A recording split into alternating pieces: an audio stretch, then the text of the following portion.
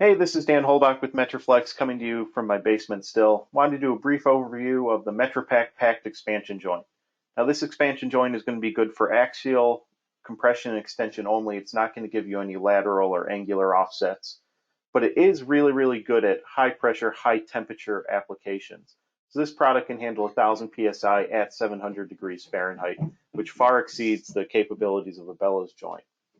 Now with that high temperature, your system's going to see quite a bit of thermal expansion. And that's okay because the pack joint can actually give you 24 inches of thermal compensation in one joint. Now, unlike a traditional bellows expansion joint that was covered in a previous video, the MetraPak uses packing material to retain pressure. Now, the packing is tightly compressed between the housing of the joint and the chrome-plated slip tube.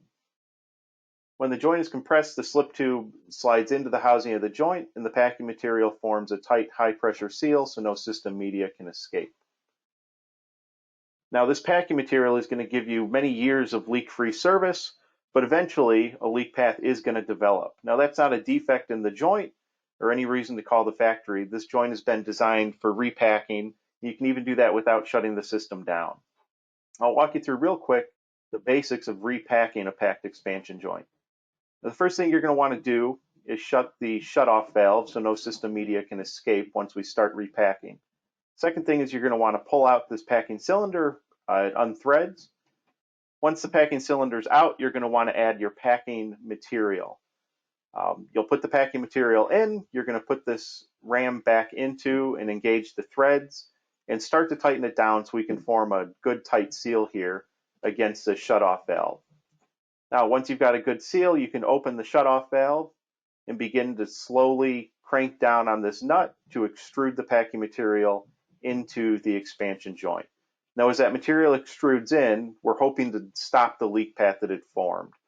So you'll want to go ahead and extrude quite a bit of material in until that leak stops. If it doesn't stop, then go to the next closest packing cylinder and repeat that process. Now, it may be possible that once we start packing this cylinder, the leak stops almost immediately, and that's okay. There's no need to keep putting more material in there.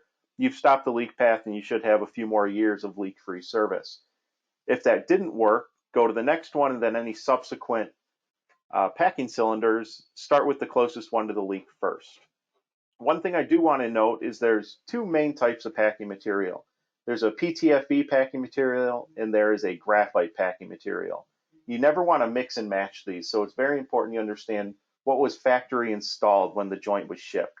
If you do happen to mix the graphite and PTFE materials, they're going to repel each other inside that expansion joint, and it's going to form a leak path that's almost impossible to seal up.